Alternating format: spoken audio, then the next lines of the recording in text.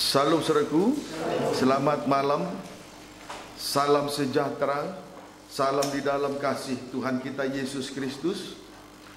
Oleh karena kemurahan Tuhan, kita diperkenankan untuk melangsungkan ibadah pendalaman Alkitab disertai dengan perjamuan suci sebagai ibadah sulung kita tahun ini di hadapan Tuhan.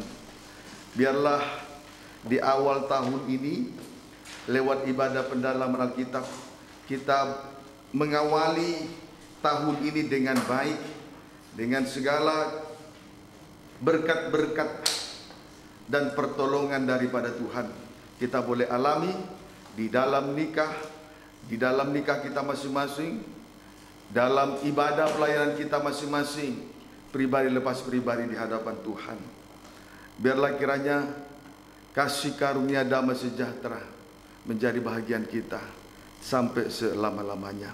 Kita segera memperhatikan firman penggembalaan untuk ibadah pendalaman Alkitab dari Maleakhi pasal yang keempat ayat yang kelima saja. Silakan. Demikianlah firman Tuhan. Ya. Sesungguhnya aku akan mengutus Nabi Elia kepadamu Ya. menjelang datangnya hari Tuhan yang besar dan dahsyat itu. Ya. Tuhan akan mengutus Nabi Elia kepada kita menjelang datangnya hari Tuhan. Sebetulnya kalau kita sadari, Tuhan telah mengutus Nabi Elia itu kepada kita sekaliannya. Kalau kita sadari, Tuhan sebetulnya telah mengutus Nabi Elia itu kepada kita sekaliannya. Injil Matius 11 ayat 8-14. Injil Matius 11 ayat 8 sampai dengan ayat 14. Silakan. Demikianlah firman Tuhan. Iya. Atau untuk apakah kamu pergi melihat orang yang berpakaian halus? Ya. Orang yang berpakaian halus itu tempatnya di istana raja. Jadi untuk apakah kamu pergi melihat nabi? Benar. Dan aku berkata kepadamu bahkan lebih daripada nabi. Lebih daripada seorang nabi. Terus? Karena tentang dia ada tertulis. Iya. Lihatlah, aku menyuruh utusanku mendahului engkau. Dia Ia akan utusanku mempersiapkan jalanmu mendahului engkau, ia akan mempersiapkan jalanmu di hadapanmu. Terus? Aku berkata kepadamu, Iya. sesungguhnya di antara mereka yang dilahirkan oleh perempuan, Iya. tidak pernah tampil seorang yang lebih besar daripada Yohanes Pembaptis. Menunjukkan Yohanes Pembaptis adalah seorang hamba Tuhan yang rendah hati. Terus? Namun yang terkecil dalam kerajaan surga Iya. lebih besar daripadanya. Terus? Sejak tampilnya Yohanes Pembaptis hingga sekarang, Iya. kerajaan surga diserong dan orang yang menyerongnya mencoba menguasainya. Iya. Sebab semua nabi dan kitab Taurat Iya. Bernubuat hingga tampilnya Yohanes. tentang Yohanes Pembaptis. Terus? Dan jika kamu mau menerimanya, Iya. ialah Elia yang akan datang itu. Puji Tuhan. Perhatikan kalimat. Dan jika kamu mau menerimanya, ialah Elia yang akan datang itu. Ini menuju kepada pribadi Yohanes Pembaptis. Sebab semua para nabi dan kitab Taurat telah bernubuat tentang hal itu. Oleh sebab itu kita tidak perlu ragu dalam hal ini, bahwa itu betul-betul Yohanes Pembaptis, Elia yang diutus mendahului Tuhan. Itu menuju kepada pribadi Yohanes Pembaptis. Markus 9 ayat 11 sampai 12.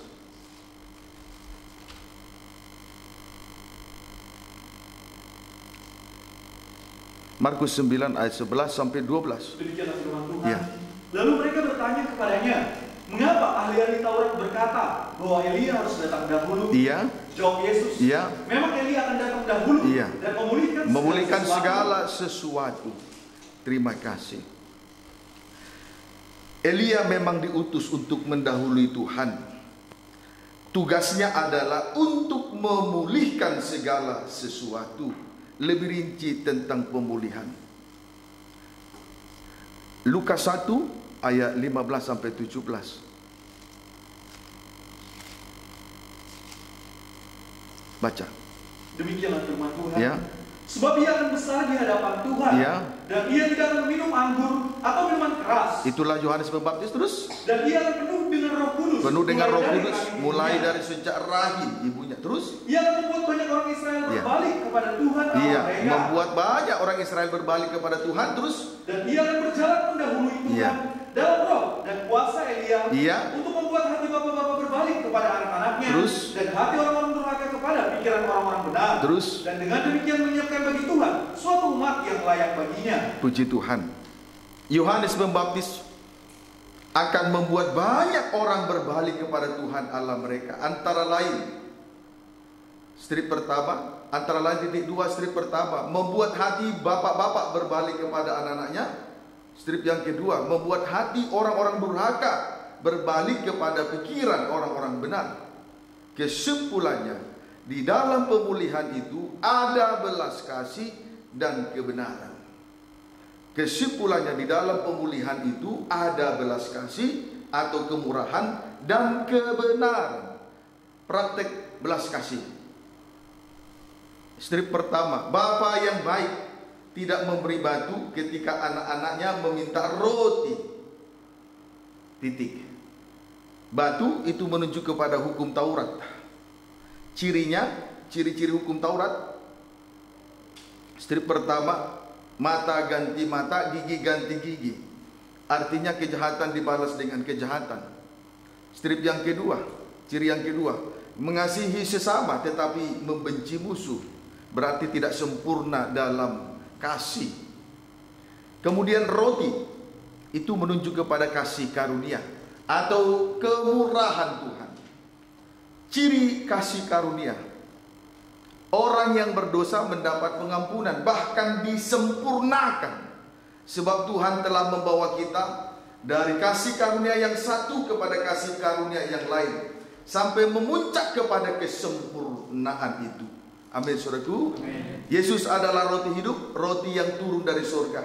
Ia telah menyerahkan segenap hidupnya. Ia telah memecah-mecahkan segenap hidupnya bagi kita di atas kayu salib.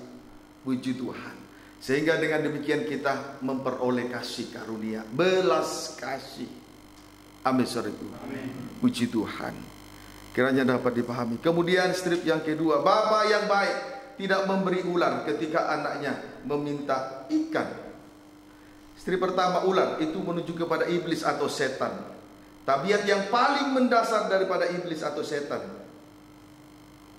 yaitu pembunuh manusia dari sejak semula. Strip yang kedua, tidak hidup di dalam kebenaran.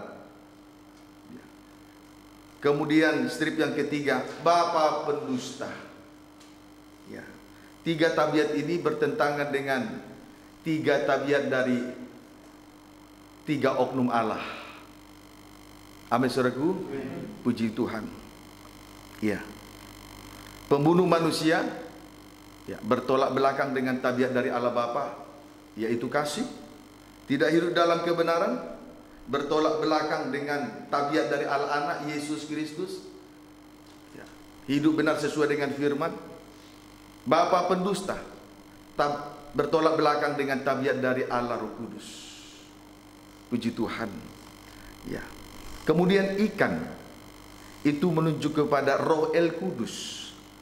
Ikan itu menunjuk kepada Roh El Kudus. Tabiat dari Roh Kudus ialah memimpin, menyertai, menolong, menghibur, mengajar, mengingatkan, menginsafkan kita. Itu tabiat dari Allah Roh Kudus. Salah satu tabiat dari Roh Kudus adalah menolong. Ya. Jadi tabiat-tabiat dari Roh Kudus memimpin, menyertai, menolong, menghibur, mengajar, mengingatkan, menginsafkan. Haleluya. Puji Tuhan. Salah satu tabiat dari Allah Roh Kudus, tabiat daripada Roh Kudus adalah menolong. Roma 8 ayat 26.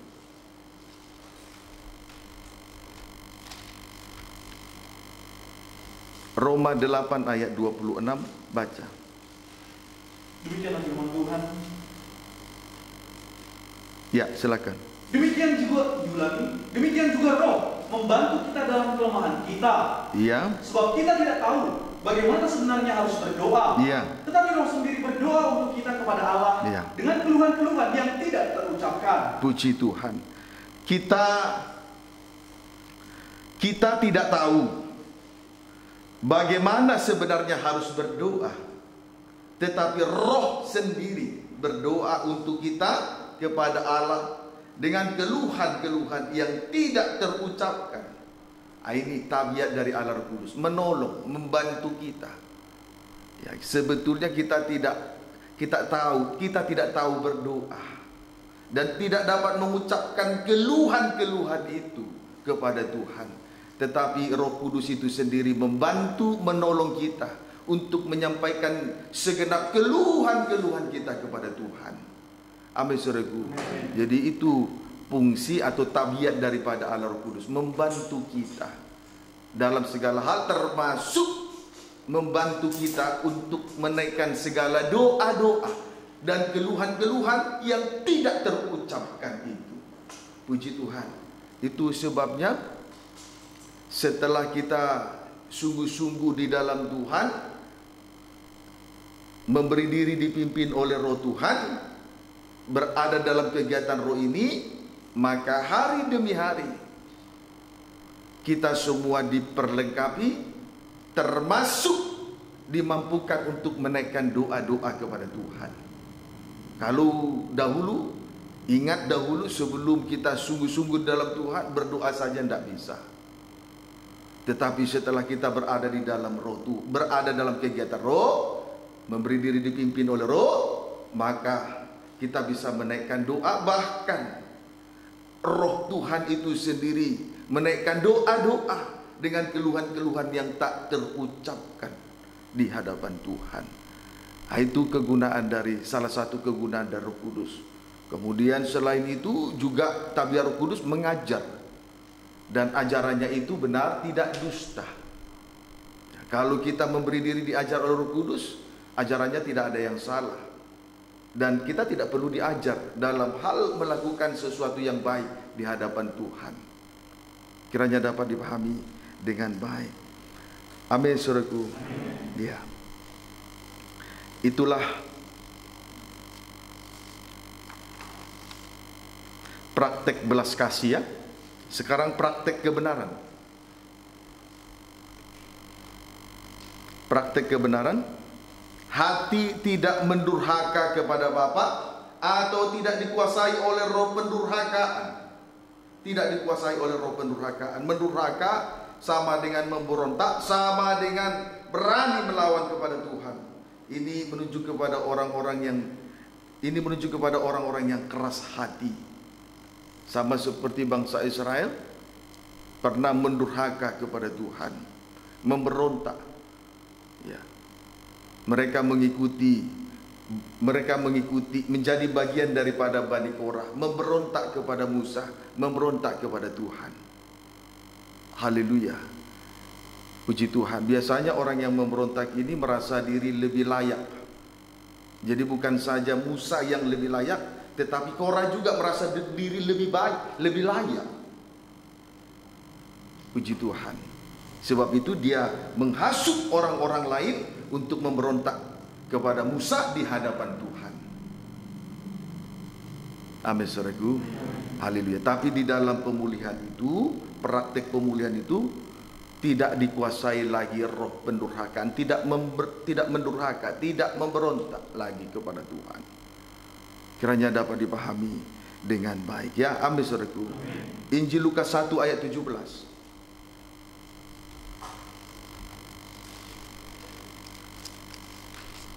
Injil Lukas 1 ayat 17. Demikianlah firman Tuhan. Iya.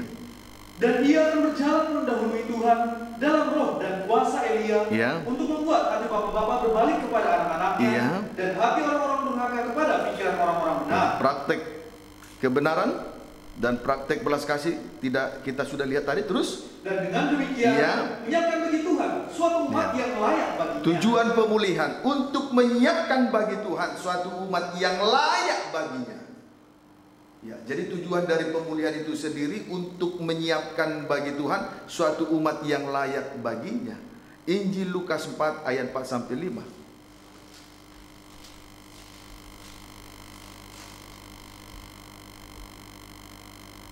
Ya, Injil Lukas pasal yang ke-3 ayat 4 sampai dengan ayat yang ke-6. Ayat 4 sampai ayat 5 dulu. Ya. Demikian firman Tuhan. Ya.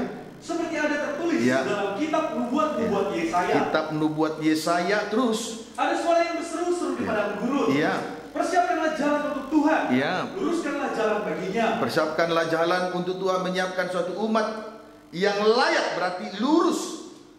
Luruskanlah jalan bagi dia. Terus Setiap lembah akan ditimbun. Setiap lembah akan ditimbun. Dan setiap gunung dan bukit menjadi rata. Yang berliku-liku akan diluruskan. Yang liku-liku diluruskan. Yang lekuk-lekuk akan diratakan. Lekuk-lekuk akan diratakan.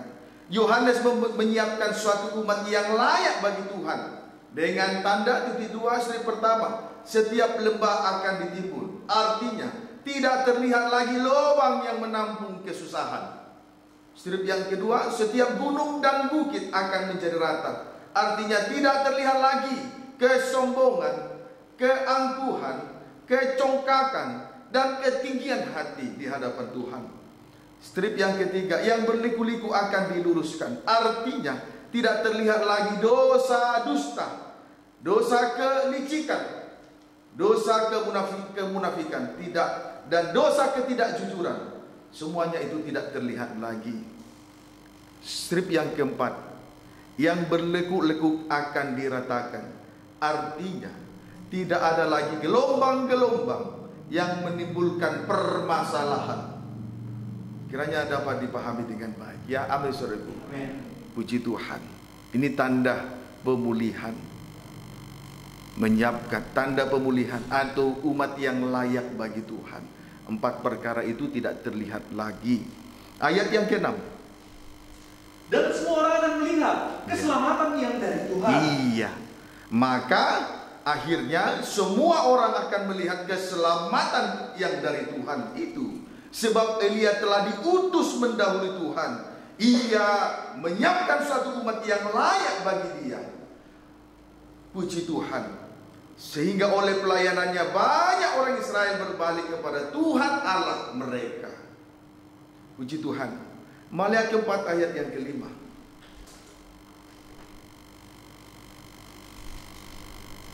Demikian firman Tuhan. Iya.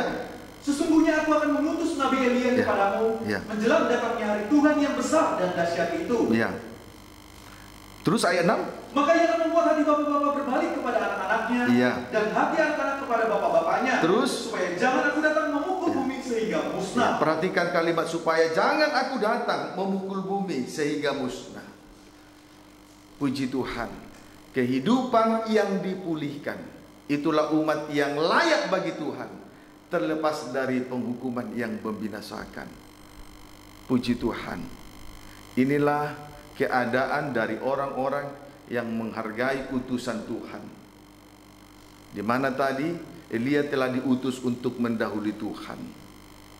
Kiranya dapat dipahami dengan baik. Amin saudaraku. Kemudian kembali dulu kita membaca ayat yang ke-5. Sesungguhnya aku akan mengutus Nabi Elia kepadamu menjelang datangnya hari Tuhan yang besar dan dahsyat itu. Perhatikan ya. Sesungguhnya, perhatikan kalimat pada ayat ini. Sesungguhnya aku akan mengutus Nabi Elia kepadamu menjelang datangnya hari Tuhan.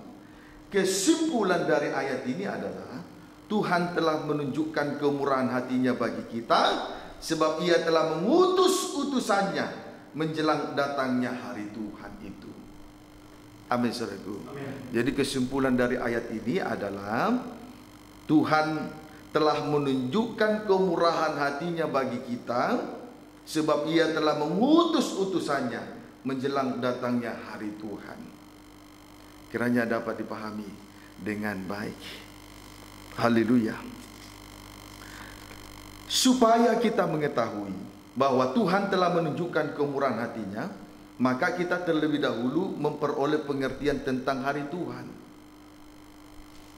Maka kita harus terlebih dahulu memperoleh pengertian tentang hari Tuhan. Sebab di sini dikatakan sesungguhnya aku akan mengutus Nabi Elia kepadamu menjelang datangnya hari Tuhan, hari yang besar dan dahsyat itu.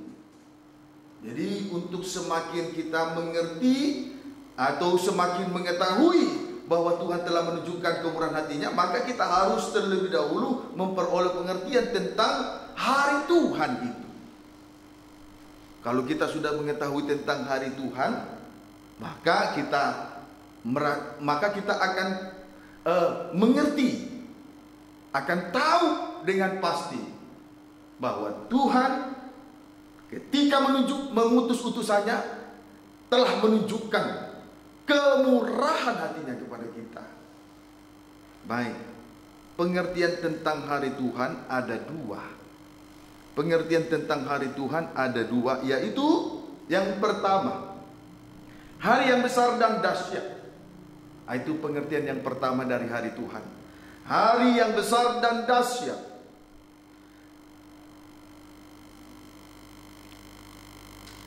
Wahyu 6 ayat, terlebih dahulu kita lihat Wahyu 6 ayat 12 sampai 17.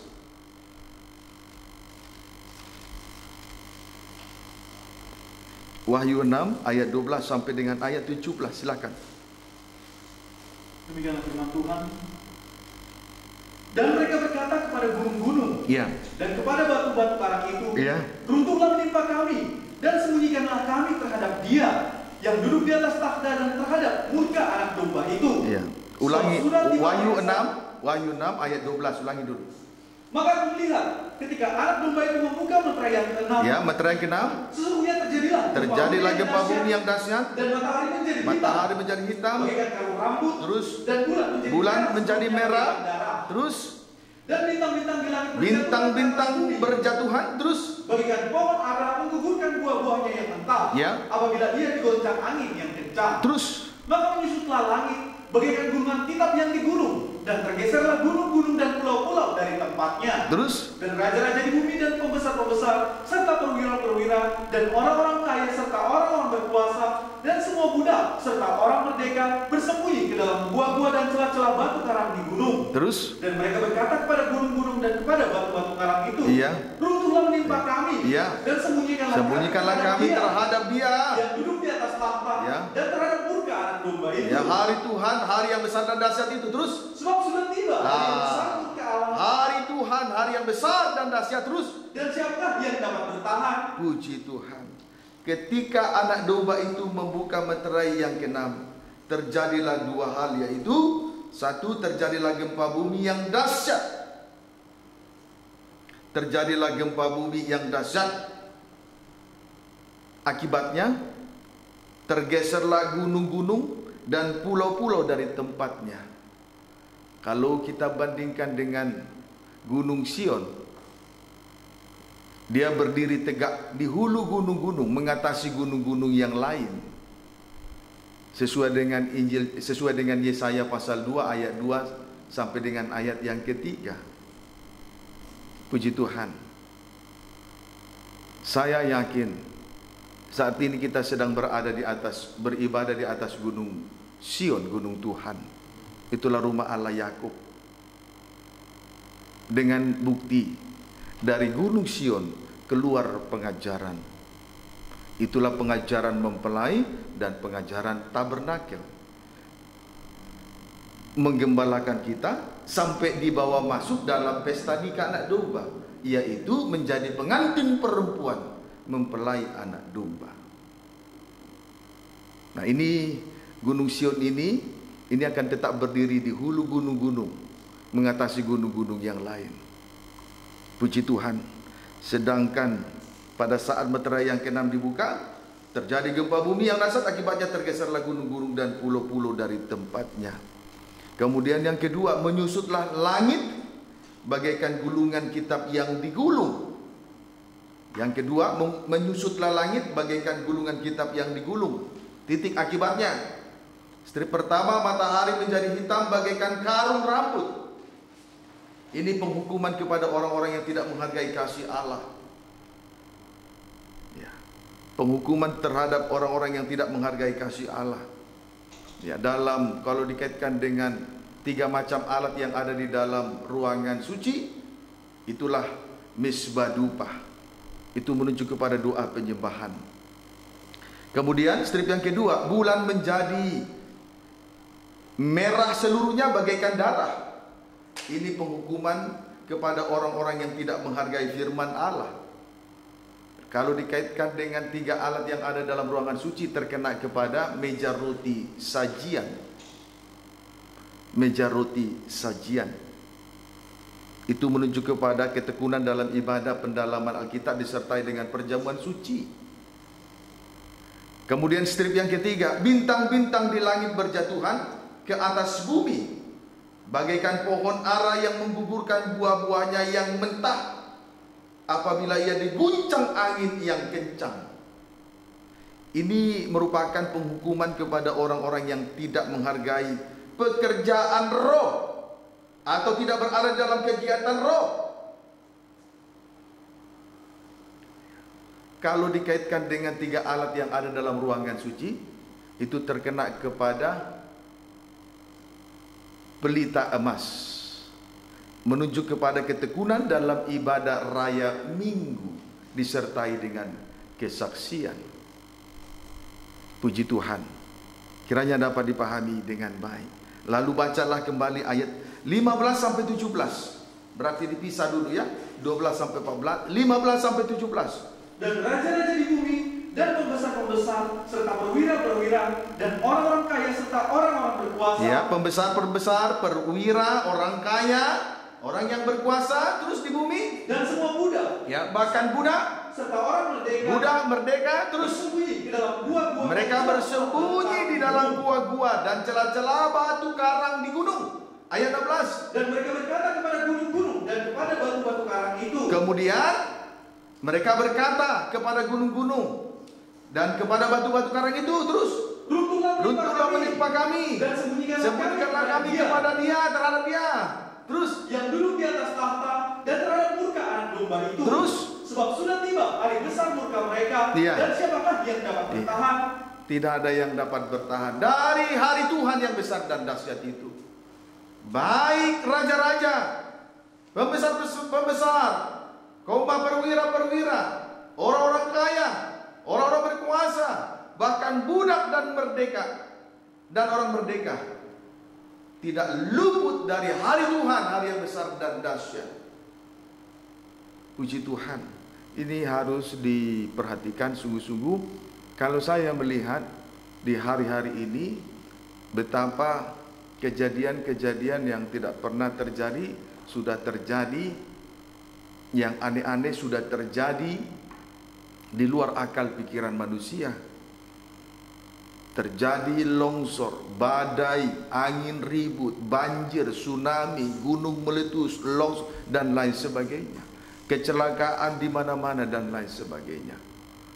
Bukan saja di Indonesia ini, tetapi di luar negeri juga mengalami hal yang sama. Kekacauan demi kekacauan, keributan demi keributan, keonaran, kelaliman di mana-mana terjadi di depan mata kita semua. Bagaimana mungkin kita bisa berkata kepada gunung-gunung dan kepada batu-batu karang itu, runtuhlah menimpa kami. Kemudian berkata, sembunyikanlah kami terhadap dia pada hari Tuhan, hari yang besar dan dahsyat. Itu tidak mungkin bisa. Tidak ada orang yang bisa melarikan diri. Pemimpin-pemimpin tertinggi saja juga tidak luput dari penghukuman itu. Puji Tuhan, kiranya dapat dipahami dengan baik. Sebab itu, ayo berlakulah bijak, arif dan bijaksana untuk menyikapi segala sesuatu. Bertindak hati-hati, jangan anggap enteng didikan, dan jangan putus asa terhadap didikan Tuhan. Memang ketika kita memelihara kelangsungan dari ketekunan dalam 3 macam ibadah pokok ini, kita harus menyangkal diri pikul salib, berlaku arif, berlaku bijaksana menyikapi itu semua. Jangan anggap enteng dengan didikan itu. Jangan segera putus asa. Kedatangan Tuhan sudah tidak lama lagi. Puji Tuhan, kiranya dapat dipahami dengan baik. Yesaya, lebih jauh kita lihat Yesaya pasal 13.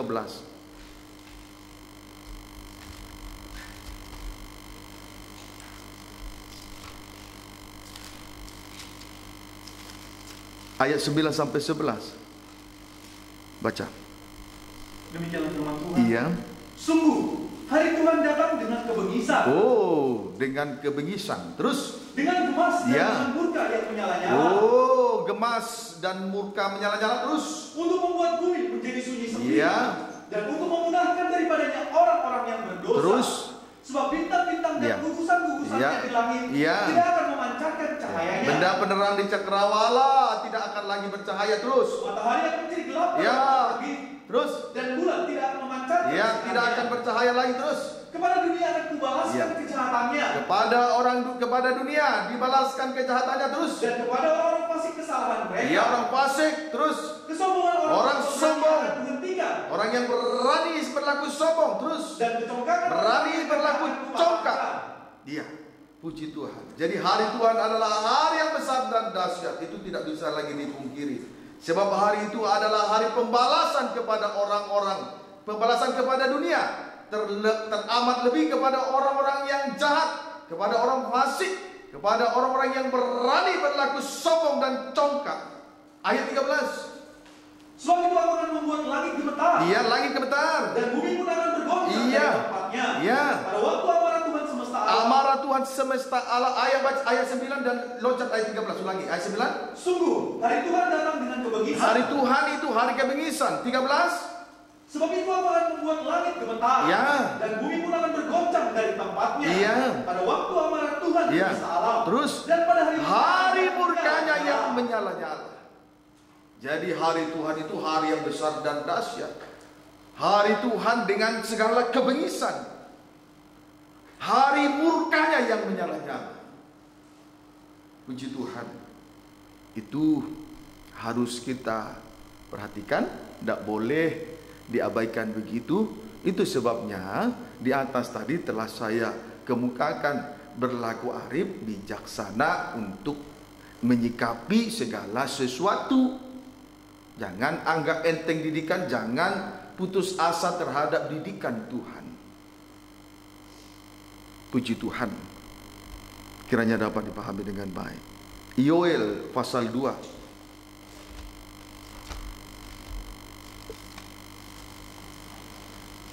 Ayat 10 sampai 11. Baca. Demikianlah firman Tuhan.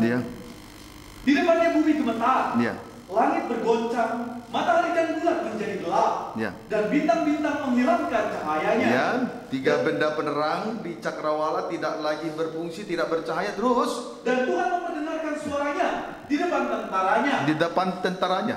Terus pasukannya sangat banyak dan pelaksana firman yang kuat. Firman Tuhan harus tergenapi. Terus betapa hebat, betapa dahsyat hari Tuhan. Terus siapa yang dapat menahannya? Betapa hebat dan sangat dahsyat hari Tuhan. Siapa yang dapat menahannya? Tidak ada. Bahkan tadi di dalam Wahyu, para pembesar, raja di bumi, pemimpin di bumi, orang kaya, orang berkuasa, hamba dan merdeka, tidak luput dari hari Tuhan, hari yang besar dan dahsyat itu. Hari kebengisan, hari murka Allah. Puji Tuhan. Kiranya dapat dipahami dengan baik. Haleluya.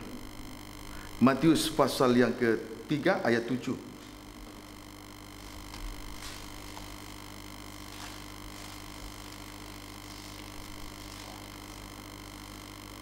Silakan. Demikianlah firman Tuhan. Tetapi waktu ia melihat banyak orang Farisi dan orang Saduki datang untuk dibaptis, berkatalah ia kepada mereka. Berkata kepada mereka terus. Hai kamu keturunan ular beludak. Kepada orang Farisi dan Saduki, hai kamu keturunan ular beludak. Terus. Siapa yang mengatakan kepada kamu? Siapa yang mengatakan kepada kamu terus? Bahwa kamu dapat melarikan diri dari murka. Bahwa kamu dapat melarikan diri dari murka yang akan datang. Yohanes Pembaptis sendiri juga mengatakan hal itu memberitahukan tentang hari Tuhan, bahwa hari Tuhan itu hari yang besar dan dahsyat kepada orang Farisi dan orang Saduki. Sebab itu Yohanes Pembaptis menasihatkan, menegur dengan tegas, hai kamu keturunan ular beludak, siapakah yang mengatakan kepada kamu bahwa kamu dapat melarikan diri dari murka yang akan datang itu? Puji Tuhan. Ini teguran yang tegas. Haleluya. Saudaraku, jangan sampai teguran ini kita anggap biasa-biasa. Jangan sampai apa yang sudah kita terima dari Tuhan malam ini kita anggap enteng. Hati-hati. Orang yang tidak menghargai firman, oh, pedang Allah sendiri yang akan menjadi, yang akan menghukum. Juga orang-orang yang tidak menghargai kasih Allah, tidak menghargai roh Allah, akan mendapatkan hukumannya sendiri.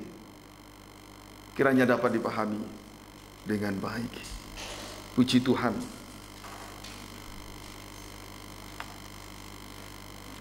Matius pasal 24 ayat 29.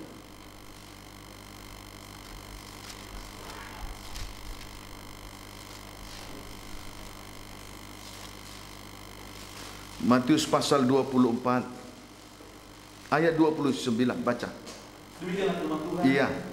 Kedatangan anak manusia perumpamaan tentang pohon ara. Terus, segera sesudah siksaan pada masa itu. Segera sesudah siksaan pada masa itu menuju kepada aniaya Antikris. Terus, setelah itu matahari menjadi gelap dan bulan tidak bercahaya. Tidak bercahaya. Dan bintang-bintang akan berjatuhan. Iya, dari 3 langit. benda penerang tidak bercahaya lagi. Terus, dan kuasa-kuasa langit akan bergoncang. iya, kuasa-kuasa langit akan bergoncang.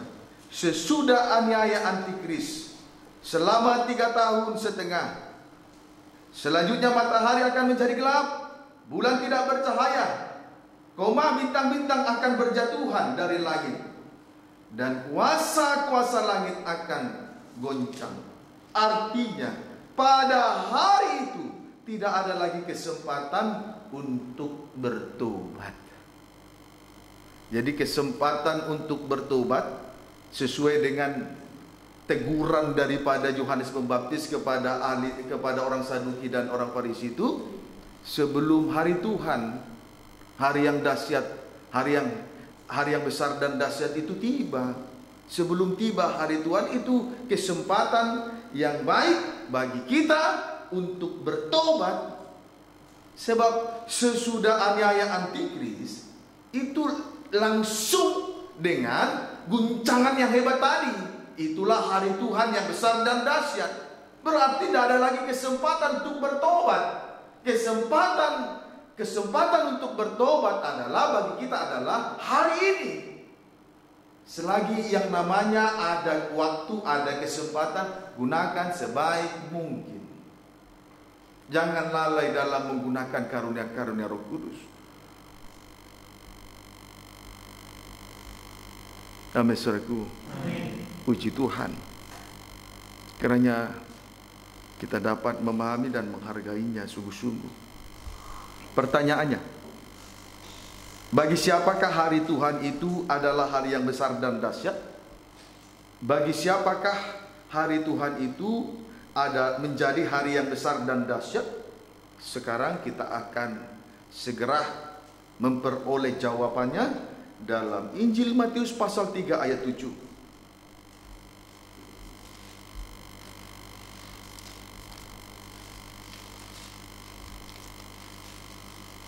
Injil Matius 3 ayat 7, baca. Demikianlah firman Tuhan. Ya. Tetapi waktu yang lihat banyak orang Farisi dan orang Saduki datang untuk dibaptis, Ya. berkatalah ia kepada mereka, Ya. hai kamu keturunan ular Hai beludak, kamu keturunan ular beludak. Terus, siapa yang mengatakan kepada kamu Ya. bahwa kamu dapat melarikan diri dari murka yang akan datang? iya. Jadi orang Farisi dan orang Saduki, mereka itu adalah keturunan Abraham yang bukan berasal dari Allah. Mereka itu adalah keturunan ular beludak.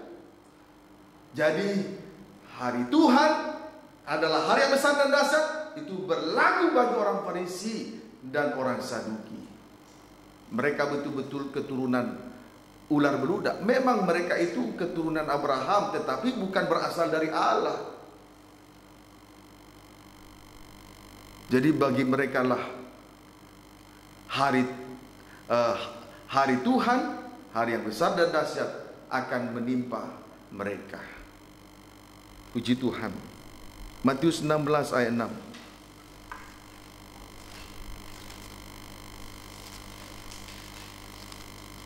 Matius 16 ayat 6, baca.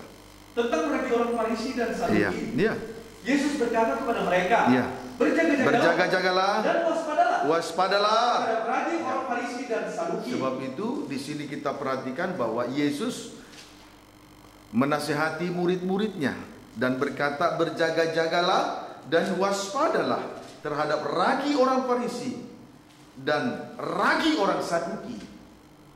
Sebab sedikit ragi saja akan mengkambiri seluruh adonan. Semoga ragi Saduki, ragi Farisi itu tidak ada menguasai satu di antara kita. Karena sedikit saja ragi itu mengkambiri seluruh adonan. Puji Tuhan. Saat ini kita sedang berpesta. Ya. Kita sedang berpesta sebab anak domba Paskah telah disembelih. Tetapi bukan berpesta dengan ragi yang lama, yaitu ragi keburukan dan kejahatan, yaitu ragi kebenaran dan kemurnian. Karena Yesus telah mati untuk kita semua, sehingga kita boleh menikmati firman Allah sebagai kebenaran dan kemurnian. Puji Tuhan, kiranya dapat dipahami dengan baik. Kita lebih jauh melihat ragi Farisi dan Saduki. Ragi Farisi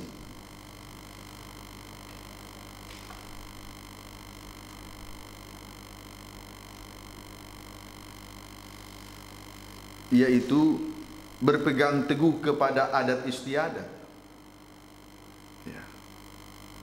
Saudaraku, orang Farisi ini mengerti dan bahkan menguasai tentang hukum Taurat. Tetapi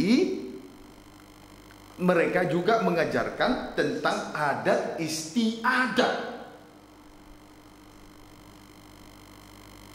Haleluya, sesuai dengan Injil Matius pasal yang ke-15 itu. Mereka berpegang teguh kepada adat istiadat. Haleluya. Tetapi sayangnya mereka tidak menghormati orang tua. Mereka menyelidiki adat istiadat sampai kepada yang berkaitan dengan adat istiadat itu sendiri. Mereka begitu detail untuk mengetahuinya. Sebelum makan mereka harus membasuh tangan, duduknya yang sopan. Kemudian juga mereka harus menggunakan alat-alat masak. Betul-betul itu diperhatikan sesuai dengan aturan-aturan adat istiadat itu sendiri. Haleluya. Kiranya dapat dipahami dengan baik. Itu ragi Farisi, mengajarkan tentang adat istiadat.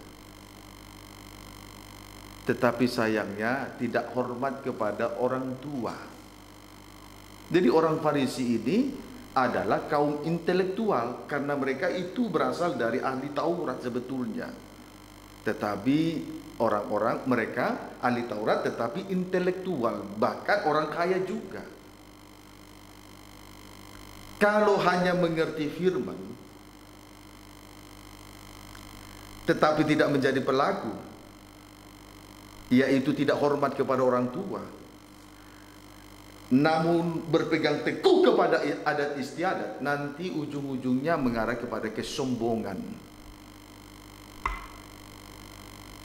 Nanti ujung-ujungnya mengarah kepada kesombongan. Hanya mengerti firman, tapi tidak menjadi pelaku, hanya karena berpegang teguh kepada adat istiadat. Lihat orang yang berpegang teguh kepada adat istiadat, sombongnya minta ampun. Kiranya dapat dipahami dengan baik. Itu ragi Farisi. Paham saudaraku? Baik. Ragi Saduki, orang Saduki.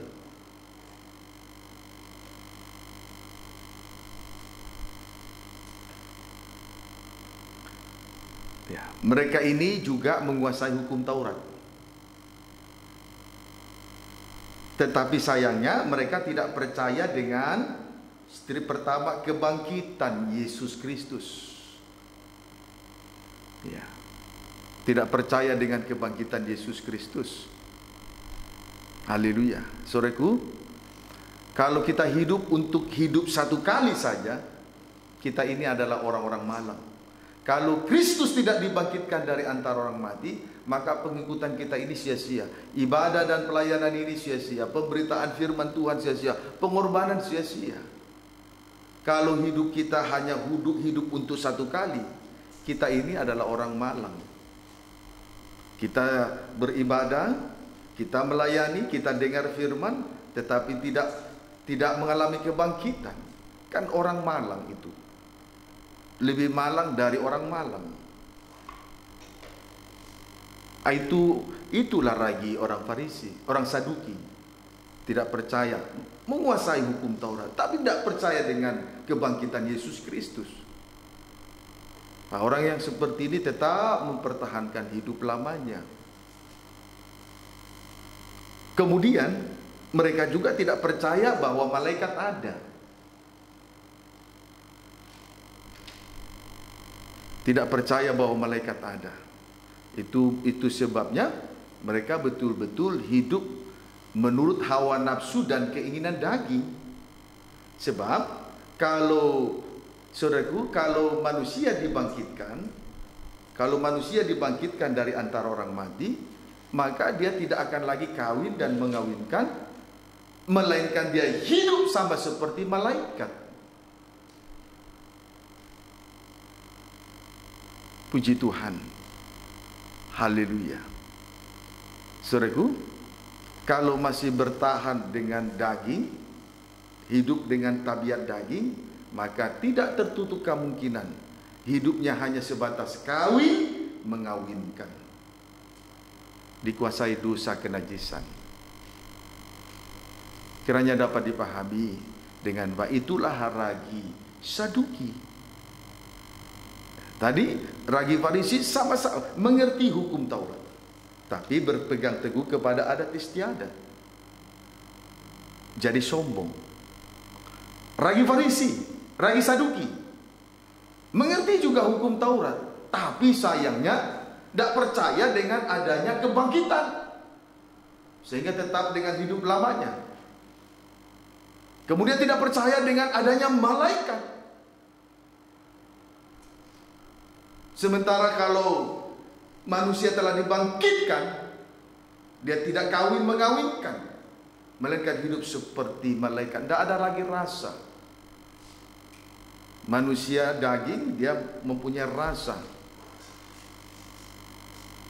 Puji Tuhan. Jadi ragi Saduki ini arah-arahnya nanti ditunggangi oleh dosa kenajisan. Amin, saudaraku.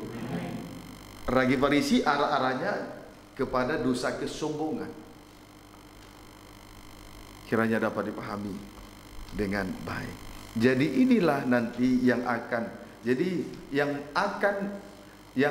mengalami, yang akan ditimpa oleh hari Tuhan, hari yang besar dan dahsyat adalah orang Saduki dan orang Farisi.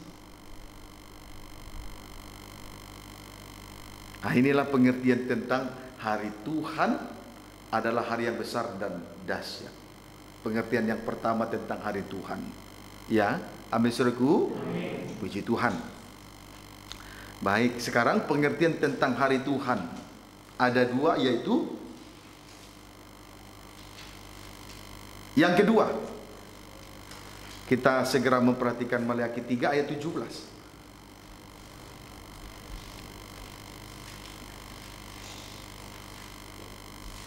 Ya, silakan. Demikian firman Tuhan. Ya.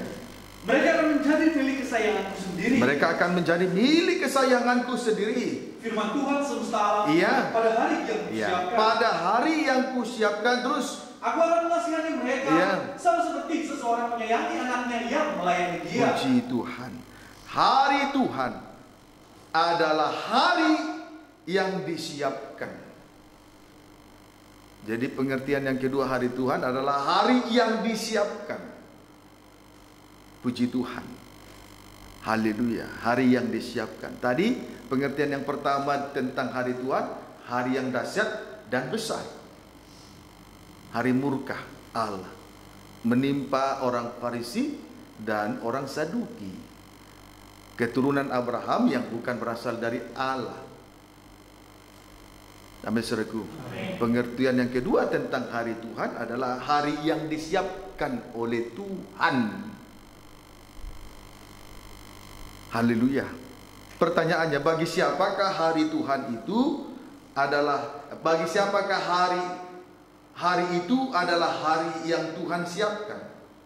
Atau bagi siapakah hari Tuhan itu adalah hari yang Tuhan siapkan, hari yang disiapkan?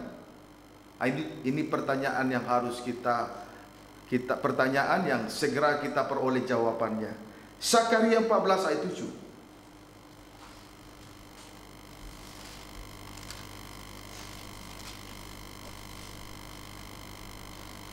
Baca. Demikianlah firman Tuhan. Iya. Tetapi akan ada Boleh baca ayat 6. Mulai terus. Maka pada waktu itu tidak akan ada lagi udara dingin atau keadaan beku. Iya, tidak ada lagi udara dingin atau keadaan beku. Terus. Tetapi akan ada satu hari. Iya, satu hari. Hari itu diketahui oleh Tuhan. Iya. Dengan tidak ada pergantian siang dan malam. Tidak ada lagi pergantian siang dan malam. Dan malam pun menjadi siang. Terus. Pada waktu itu pada waktu itu akan mengalir air kehidupan dari Yerusalem. Terus. Setengahnya mengalir ke laut timur. Mengalir ke laut timur. Terus. Dan setengah lagi mengalir ke laut mengalir barat. ke laut barat. Terus. Hal itu akan terus berlangsung dalam musim panas dan dalam musim dingin. Puji Tuhan. Jadi hari Tuhan, hari yang disiapkan itu adalah tidak ada lagi pergantian siang dan malam, dan malam pun menjadi siang. Puji Tuhan. Haleluya. Kemudian di situ tidak akan ada lagi udara dingin atau keadaan beku.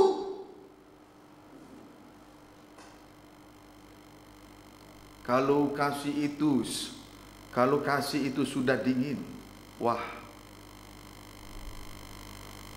betul-betul manusia seperti es, membeku seperti es, kaku, tidak mengerti orang lain, tidak memahami orang lain, tidak bisa lagi memandang dan memperhatikan orang lain, tidak bangkit dari tempatnya, tidak bisa lagi melayani Tuhan. Kalau kasih sudah dingin, membeku sekali. Tetapi hari Tuhan, hari yang disiapkan itu tidak ada lagi malam, semuanya siang. Bahkan malam jadi siang, semuanya diterangi, semuanya dalam suasana terang. Berarti tidak ada lagi dosa yang disembunyikan di sana. Itu hari Tuhan, hari yang disiapkan. Amin, saudaraku. Puji Tuhan. Kiranya dapat dipahami dengan baik. Yesaya 60 ayat 19.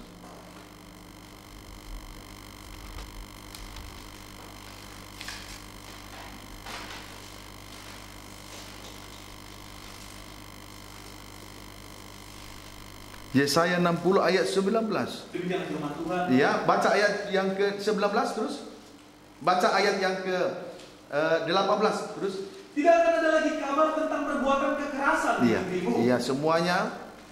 Ya, terus tentang kebinasaan ya, atau keruntuhan di daerahmu. Ya, tidak ada kasih, tidak lagi dingin. Terus engkau akan menyebutkan tembokmu selamat ya, dan pintu-pintu gerbangmu pujian. Terus bagimu matahari tidak lagi menjadi penerang pada siang hari, dan cahaya bulan tidak lagi memberi terang pada malam hari. Terus tetapi Tuhan akan menjadi penerang abadi bagimu. Tuhan akan menjadi penerang abadi bagimu terus. Dan Allah akan menjadi keagunganmu. Iya.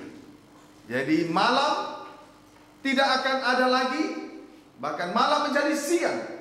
Sebab Tuhan yang menjadi penerang abadi dan Allah yang akan menjadi keagungan. Puji Tuhan. Kiranya dapat dipahami dengan baik. Amin, saudaraku. Tidak ada lagi kabar tentang perbuatan kekerasan,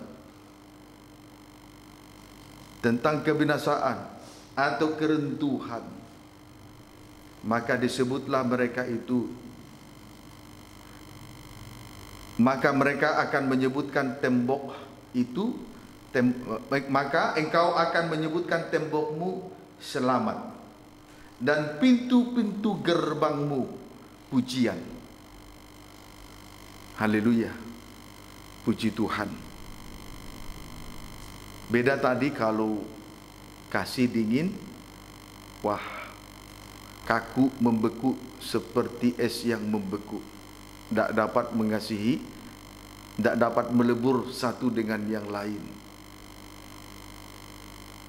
Haleluya.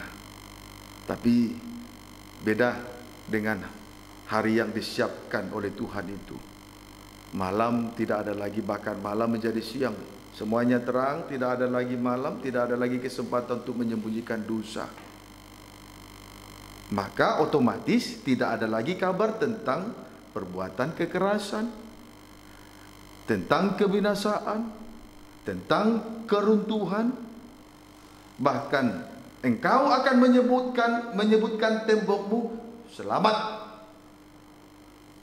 dan menyebutkan pintu-pintu gerbangmu pujian. Puji Tuhan. Kiranya dapat dipahami dengan baik. Lebih jauh, Wahyu 21 ayat 23.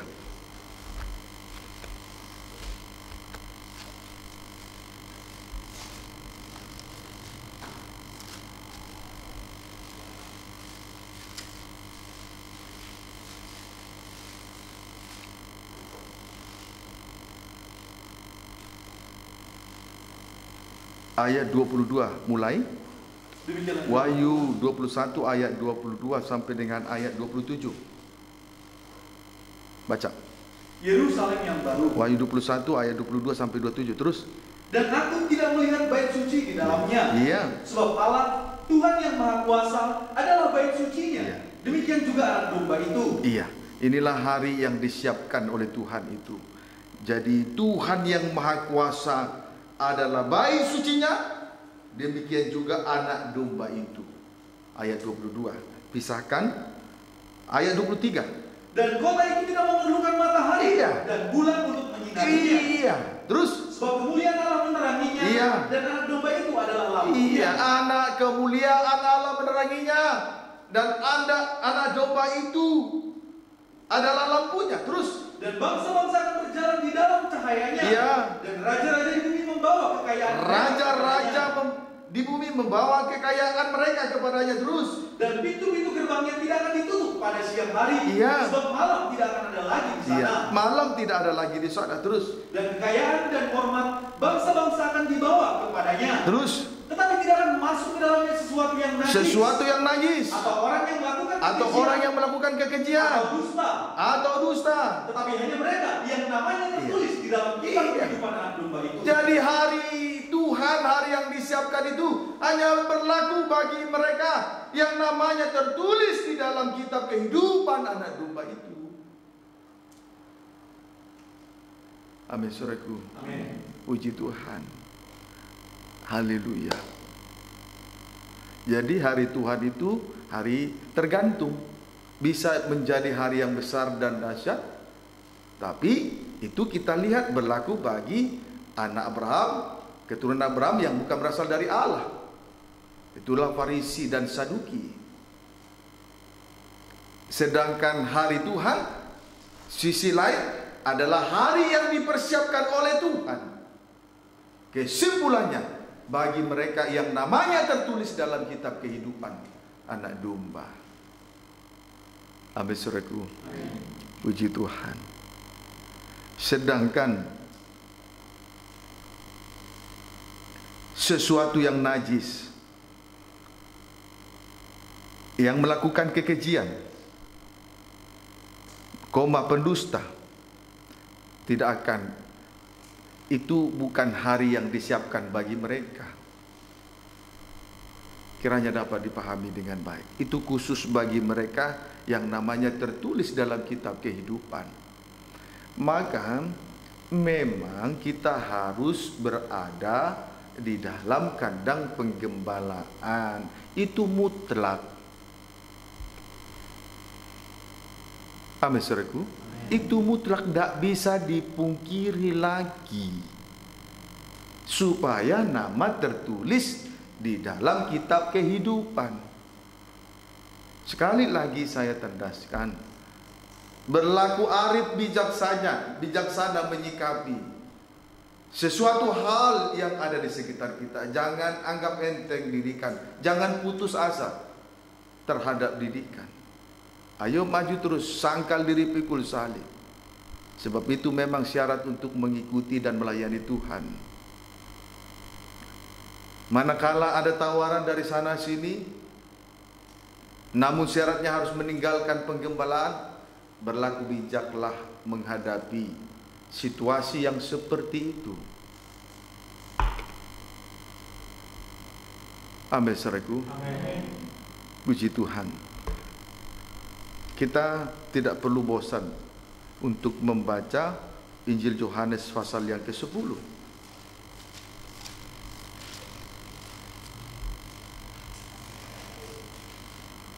Ayat 2 sampai ayat yang ke-4. Gembala yang baik. Ya. Tetapi siapa yang masuk melalui pintu, Ya. ia adalah gembala domba. Ia adalah gembala domba. Terus? Untuk dia menjaga membuka pintu, Ya. dan domba-domba mendengarkan suaranya. Ya.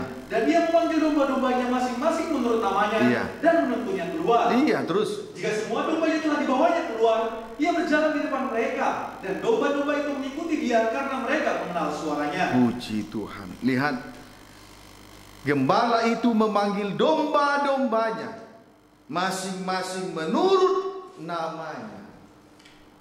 Berarti nama itu dikenal. Gembala memanggil domba-dombanya masing-masing menurut namanya, berarti dikenal.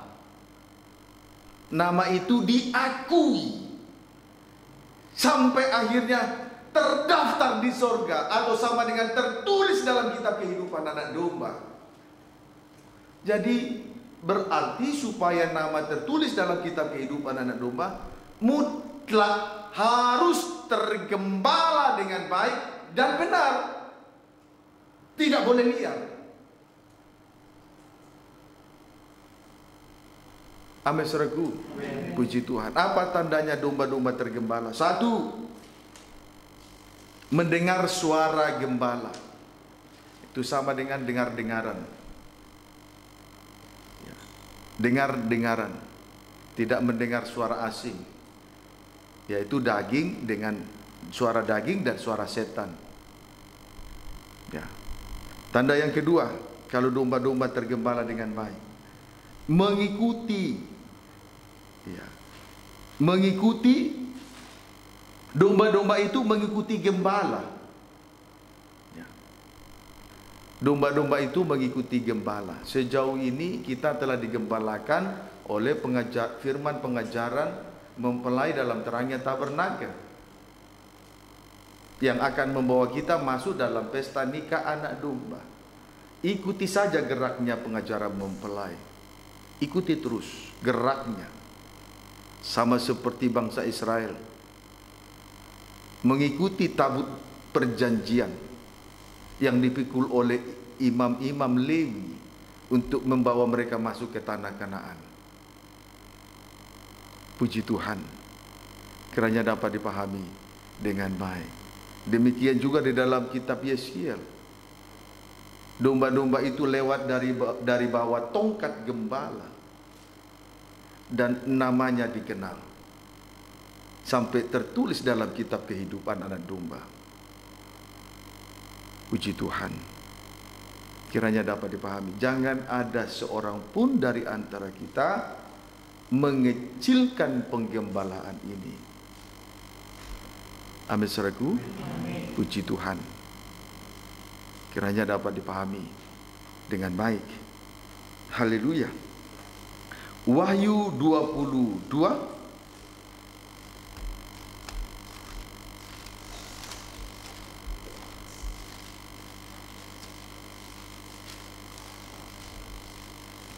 ayat 3 sampai dengan ayat yang ke-5. Demikianlah firman Tuhan. Terus? Maka tidak akan ada lagi laknat Ya, tidak ada lagi laknat. Tahta Allah dan tahta anak domba akan ada di dalamnya. Iya. Dan hamba-hambanya akan beribadah kepadanya. Beribadah kepadanya terus. Dan mereka akan melihat wajahnya. Mereka akan melihat wajahnya. Dan namanya akan tertulis di dahi mereka. Terus. Dan malam tidak akan ada lagi. Malam, hari yang disiapkan itu malam tidak ada lagi di sana. Terus. Dan mereka tidak memerlukan cahaya lampu. Tidak perlu cahaya lampu, tidak perlu lagi cahaya matahari. Sebab Tuhan Allah akan menerangi mereka. Terus. Dan mereka akan memerintah sebagai raja sampai selama-lamanya. Iya. Di dalam hari yang dipersiapkan oleh Tuhan, atau yang disebut Yerusalem yang baru, kota yang kudus yang turun dari Allah. Di dalamnya ada 7 perkara. Yang pertama, tidak ada lagi laknat atau kematian atau perkabungan. 2, tahta Allah dan tahta anak domba ada di dalamnya. 3, hamba-hambanya beribadah kepadanya. 4, mereka akan melihat wajahnya.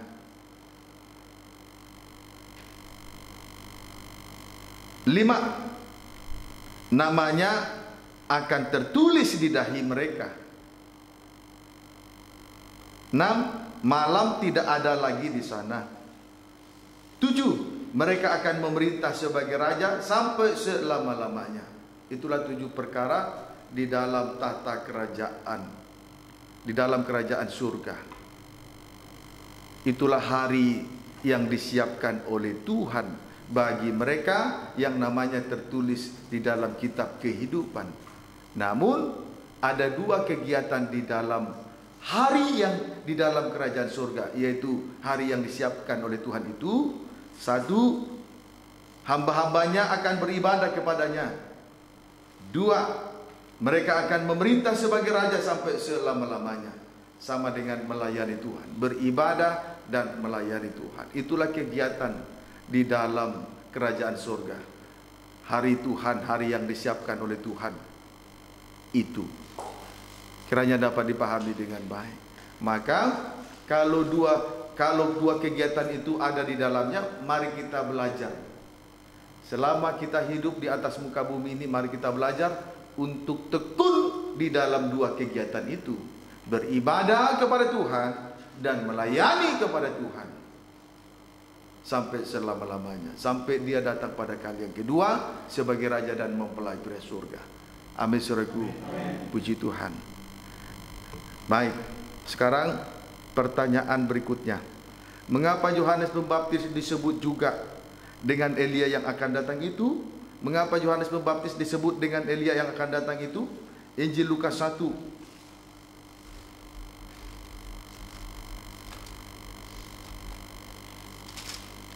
ayat 17. Demikianlah firman Tuhan. Ya. Dan dia akan berjalan mendahului Tuhan dalam roh dan kuasa Elia untuk membuat hati bapak-bapak berbalik kepada anak-anaknya, dan hati orang-orang durhaka kepada pikiran orang-orang benar. Dan dengan demikian menyiapkan bagi Tuhan suatu umat yang layak baginya. Ia dalam kurung Yohanes Pembaptis berjalan mendahului Tuhan dalam roh dan kuasa Elia. Sehingga Yohanes Pembaptis disebut dengan Elia yang akan datang itu. Ia berjalan dalam roh dan kuasa Elia. Sekarang kita lihat tentang berjalan dalam roh. Yohanes Pembaptis, tentang Yohanes Pembaptis berjalan dalam roh. Yang pertama, Injil Matius 11 ayat 11.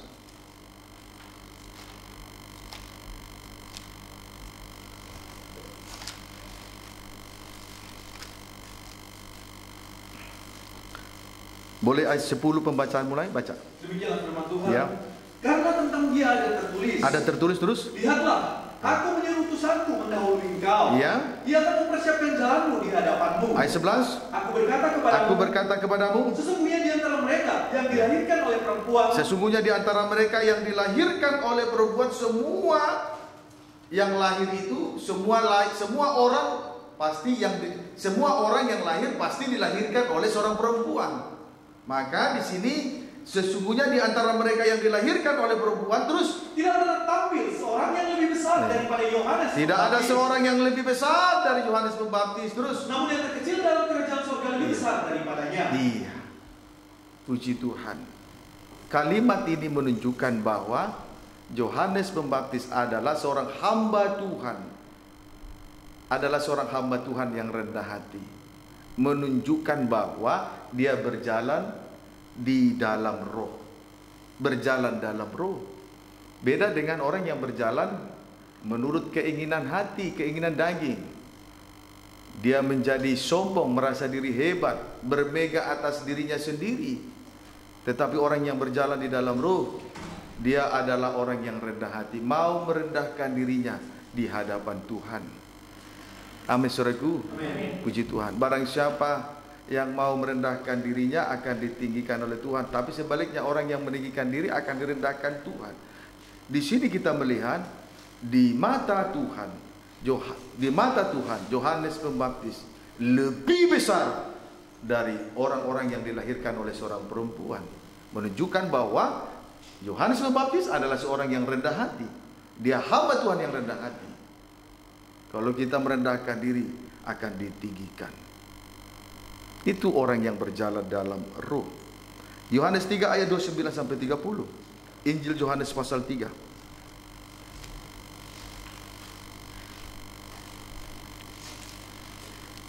Ayat 29 sampai 30. Demikianlah firman Tuhan. Boleh baca ayat 27 mulai. Jawab Yohanes. Ya. Tidak ada seorang pun yang dapat mengambil sesuatu bagi dirinya, Ya, kalau tidak dikaruniakan kepadanya dari sorga. ya. Terus Kamu sendiri dapat memberi kesaksian, Ya, bahwa aku telah berkata, Ya, aku bukan Mesias, Ya, tetapi aku diutus untuk mendahuluinya. iya. Ya, pengakuan. Boleh ayat 27 sampai 28 ini pengakuan daripada Yohanes Pembaptis. Kamu sendiri dapat memberi kesaksian bahwa aku telah berkata, aku bukan Mesias, tetapi aku diutus mendahuluinya. Ini menunjukkan, pengakuan ini menunjukkan bahwa Yohanes Pembaptis adalah seorang yang hamba Tuhan yang rendah hati. Puji Tuhan. Haleluya. Sebetulnya Yohanes Pembaptis ini besar di hadapan Tuhan. Sebab itu dia diutus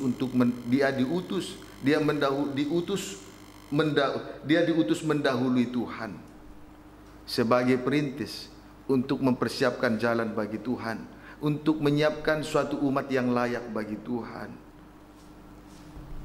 untuk mengadakan pemulihan di dalam segala sesuatu. Tetapi Yohanes Pembaptis berkata, aku bukan Mesias, tetapi aku diutus untuk mendahuluinya. Jadi orang yang rendah hati adalah orang yang jujur dalam perkataannya. Beda dengan orang yang sombong. Perkataannya selalu di atas, sikapnya juga selalu di atas. Perkataan dan perbuatan itu selaras. Kiranya dapat dipahami dengan baik. 29 sampai 30. Yang punya mempelai perempuan, Ya, ialah mempelai laki-laki. Ya. Tetapi sahabat mempelai laki-laki yang berdiri dekat dia dan yang mendengarkannya, Ya, sangat bersuka-cita mendengar suara mempelai laki-laki itu. Ya. Itulah sukacitaku, dan sekarang sukacitaku itu penuh. Ya. Sukacita mempelai, sukacita penuh itu sukacita mempelai. Terus Ia harus makin besar. ia harus makin besar, Tetapi tetapi aku harus makin kecil. aku harus makin kecil. Jadi orang yang mau menjadi kecil, ya, orang yang mau menjadi kecil berarti ia harus makin besar, tetapi aku harus makin kecil. Supaya Tuhan besar, maka kita harus makin kecil. Tapi kalau kita membesarkan diri, Tuhan yang menjadi kecil. Puji Tuhan. Amin, saudaraku. Haleluya. Jadi sudah jelas, ini suatu fakta yang tidak bisa dipungkiri bahwa Yohanes Pembaptis adalah seorang hamba Tuhan yang rendah hati. Supaya Tuhan besar di dalam dirinya, maka dia harus mau jadi kecil sampai berada di titik nol. Titik terendah itu titik nol, bukan angka 1. Kalau angka 1, angka yang terendah. tetapi masih ada nilainya 1. Kalau titik terendah itu angka 0, titik 0, kosong, tidak merasa diri bisa, tidak merasa diri hebat, tidak merasa diri mampu. Itu yang mau menjadi kecil, kecil, kecil sampai berada di titik 0. Walaupun bisa, tapi merasa diri tidak bisa. Puji Tuhan. Saya kalau merasa bisa di tengah ibadah dan pelayanan, justru tidak bisa apa-apa. Sebab itu, setiap kali saya naik ke mimbar selalu berkata, Tuhan, saya tidak bisa apa-apa, Tuhan. Tolong beri kemampuan. Terbatas pengertian yang saya miliki, terbatas kemampuan saya, terbatas pengetahuan saya, terbatas pemikiran-pemikiran saya. Tetapi Roh Tuhan tidak bisa dibatasi apabila Dia berkarya di dalam kehidupan seorang pelayan Tuhan, hamba Tuhan yang rendah hati. Puji Tuhan, kiranya dapat dipahami dengan baik. Amin, saudaraku. Haleluya. Puji Tuhan. Lihat kembali baca ayat 31 sampai dengan ayat seterusnya. Siapa yang datang dari atas adalah di atas semuanya. Adalah di atas semuanya. Terus? Siapa yang berasal dari bumi, termasuk pada bumi, dan berkata-kata dalam bahasa bumi. Iya, terus? Siapa yang datang dari surga adalah di atas semuanya. Di atas semuanya. Terus? Ia memberi kesaksian tentang apa yang dilihatnya dan yang didengarnya. Ya, terus? Tetapi tak seorang pun yang menerima kesaksiannya itu. Iya, terus? Siapa yang menerima kesaksiannya itu, ia mengaku bahwa Allah adalah benar. Iya, terus? Sebab siapa yang diutus Allah, dialah yang menyampaikan firman Allah. Iya, terus? Karena Allah mengaruniakan rohnya dengan tidak terbatas. Iya, terus? Bapa mengasihi anak dan telah menyerahkan segala sesuatu kepadanya. Iya, terima kasih. Kalau melayani Tuhan di tengah-tengah ibadah dan pelayanan yang Tuhan percayakan ini, maka Tuhan percayakan dia sebagai pemberitaan firman, sebagai pemberita firman. Pemberita firman itu tidak hanya berdiri di atas mimbar, tetapi menjadi surat pujian, surat Kristus yang dapat dibaca, dikenal oleh setiap orang. Itu juga merupakan pemberita firman yang dipercaya oleh Tuhan.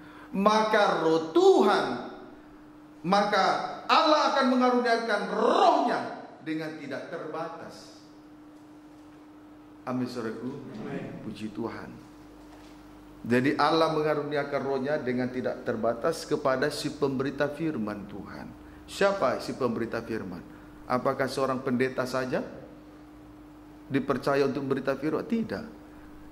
Seluruh umat Tuhan secara detail, mereka itu adalah orang yang menjadi surat pujian, surat Kristus, di mana firman itu telah dimateraikan oleh Roh Kudus di dalam loh daging, ditukik di dalam hati kita masing-masing. Roh Tuhan, maka Allah akan mengaruniakan rohnya dengan tidak terbatas kepada dia. Puji Tuhan. Kiranya dapat dipahami dengan baik. Ini harus diperhatikan sungguh-sungguh. Jangan sampai kita seperti surat pujian, tapi bukan karena Roh Kudus yang memeteraikan firman itu dalam loh daging. Bisa saja seperti surat pujian, tapi kebenaran diri sendiri.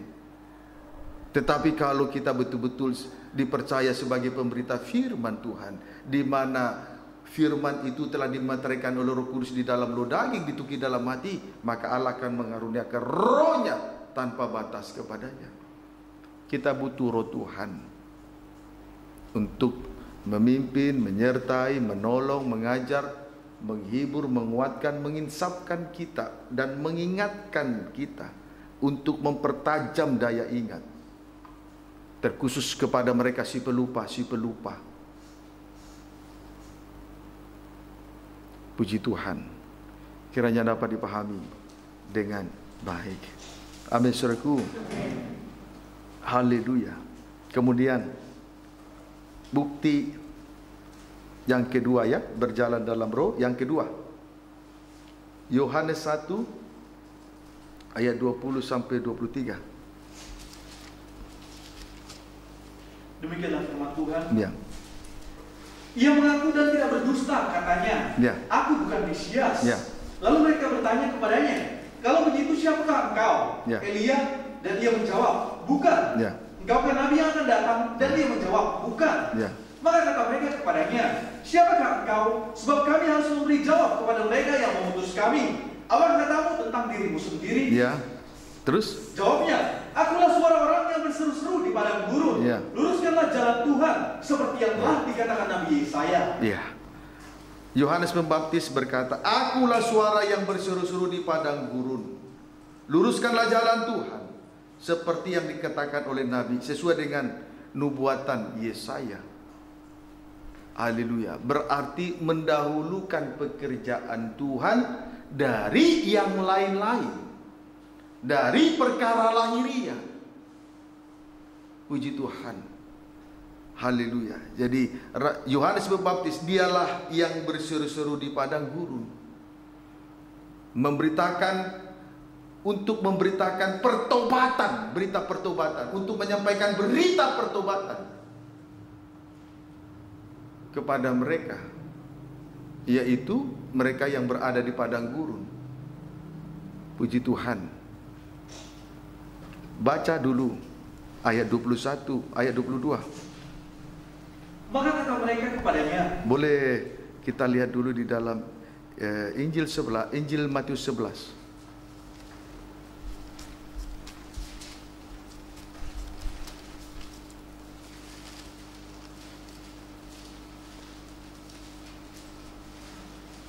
Ayat 7, 11 ayat 7, Injil Matius 11 ayat 7 sampai 9. Sampai dengan ayat 10 boleh. Demikianlah firman Tuhan. Setelah murid-murid Yohanes pergi, mulailah Yesus berbicara kepada orang banyak itu tentang Yohanes. Iya. Untuk apakah kamu pergi ke padang gurun? Untuk apakah kamu pergi ke padang gurun? Terus? Melihat bulu yang digoyangkan angin kian kemari? Terus? Atau untuk apakah kamu pergi? Melihat orang yang berpakaian halus? Iya. Orang yang berpakaian halus itu tempatnya di istana raja. Iya. Jadi untuk apakah kamu pergi? Iya. Melihat nabi? Benar. Benar. Dan aku berkata kepadamu, Iya. lebih daripada Iya. nabi. Dianjurkan lagi. Terus? Karena tentang dia ada tertulis. Iya. Lihatlah, aku menyuruh utusanku mendahului engkau. Iya. Yang mempersiapkan jalanmu di hadapanmu. Puji Tuhan. Haleluya. Saudaraku, dia tidak mendahulukan perkara-perkara lahiriah, termasuk pakaian yang halus. Ya. Dia berseru-seru di padang gurun, bukan di istana kerajaan, bukan di istana raja. Paham saudaraku? Dia berseru-seru di padang gurun, bukan di istana raja. Kemudian dia tidak mendahulukan yang lahiriah, termasuk pakaian yang mewah, pakaian yang halus tadi. Jadi betul-betul dia mendahulukan pekerjaan Tuhan. Itulah orang yang berjalan di dalam roh Tuhan, menyorakan suara Tuhan, menyerukan suara Tuhan, menyerukan pertobatan di padang gurun. Padang gurun itu gersang, tandus, kering-kering, tidak menghasilkan apa-apa, tetapi justru dia diutus untuk mendahului Tuhan di padang gurun. Dialah suara yang berseru-seru itu, menyerukan suara Tuhan, menyerukan pertobatan. Puji Tuhan. Sebab tidak ada yang mustahil bagi Tuhan. Mungkin hari ini kehidupan pribadi lepas pribadi barangkali digambarkan seperti padang gurun, gersang, tandus, kering-kering, tidak menghasilkan apa-apa. Tetapi justru disitulah Yohanes Pembaptis diutus.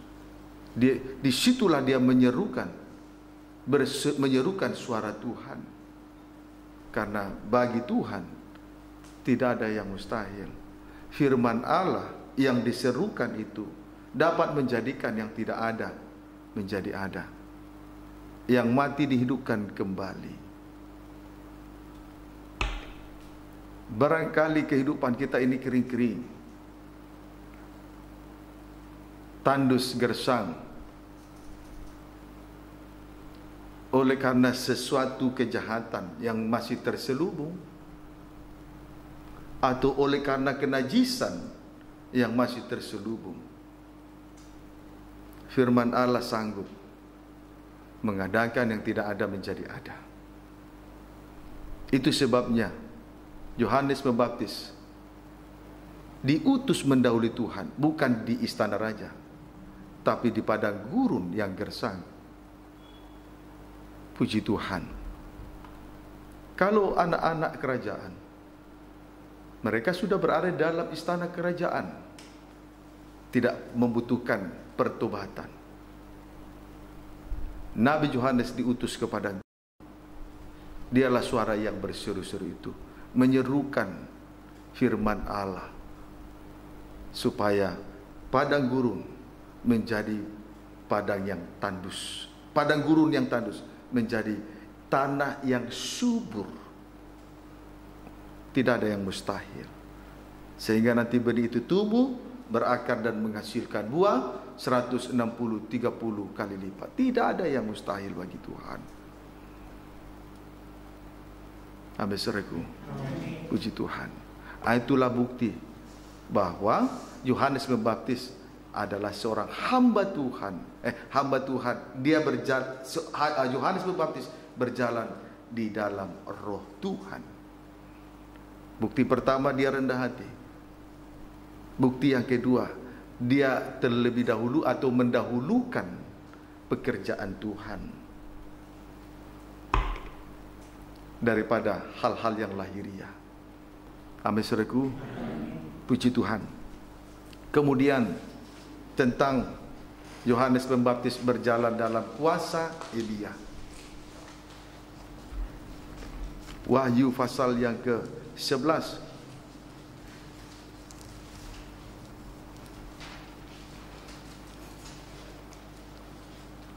Ayat 3 sampai dengan ayat yang ke-6.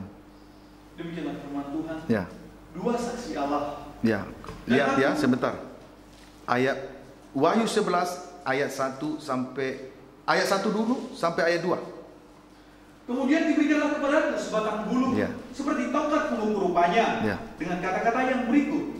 Bangunlah, bangunlah, dan ukurlah bait suci Allah dan mezbah dan mereka yang beribadah di dalamnya. ya.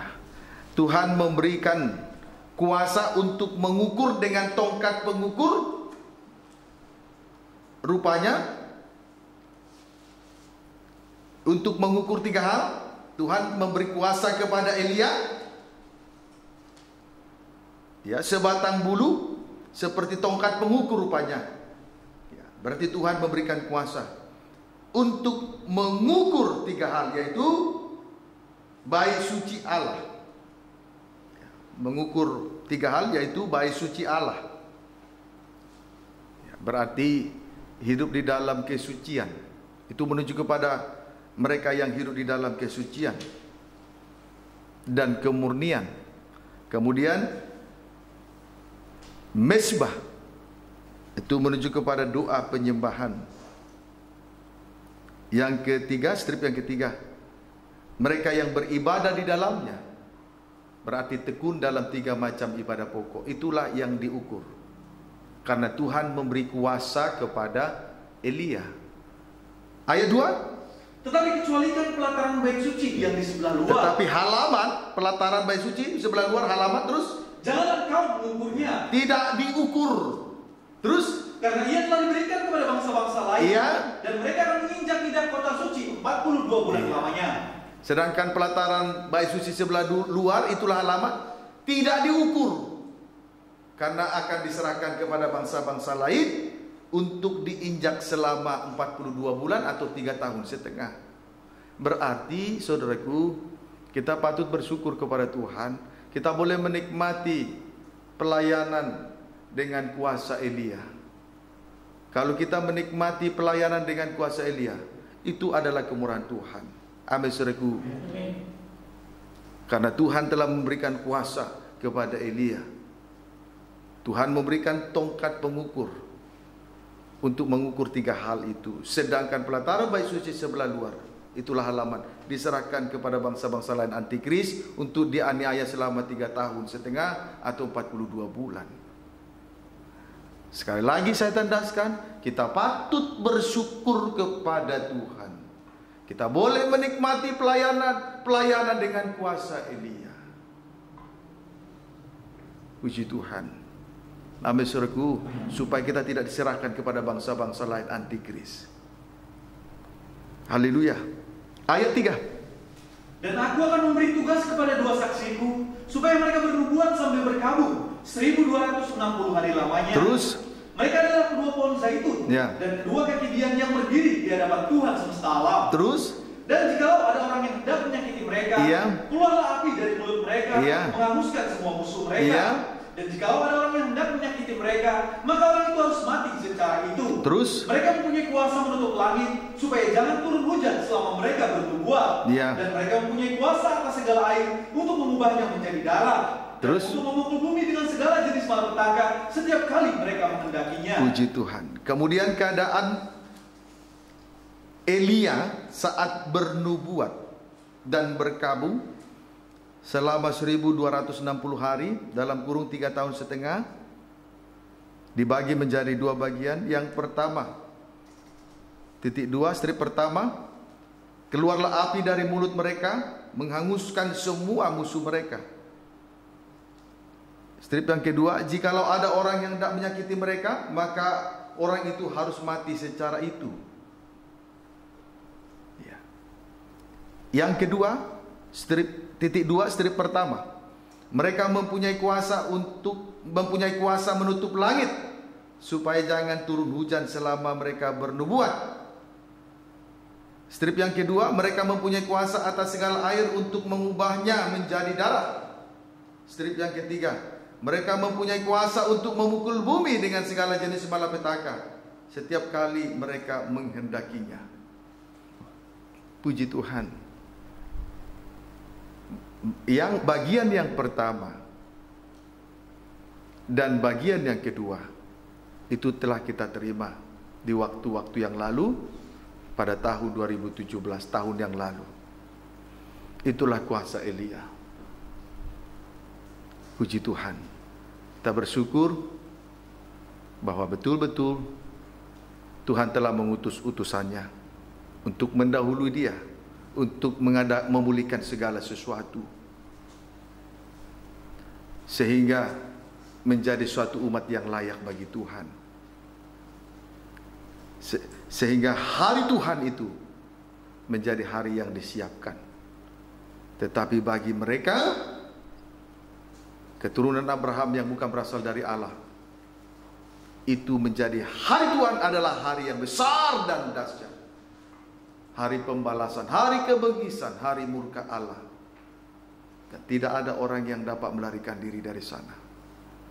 Baik pemimpin di bumi, raja-raja, pemerintah, penguasa, perwira, orang kaya, orang miskin, hamba merdeka, tidak luput dari hari Tuhan yang besar dan dahsyat. Puji Tuhan. Biarlah kiranya hari Tuhan itu hari yang dipersiapkan bagi kita, karena mau menghargai seorang utusan yang mendahului Tuhan untuk memulihkan segala sesuatu, menjadi suatu umat yang layak bagi dia, terlepas dari penghukuman yang membinasakan. Tuhan Yesus memberkati kita semua.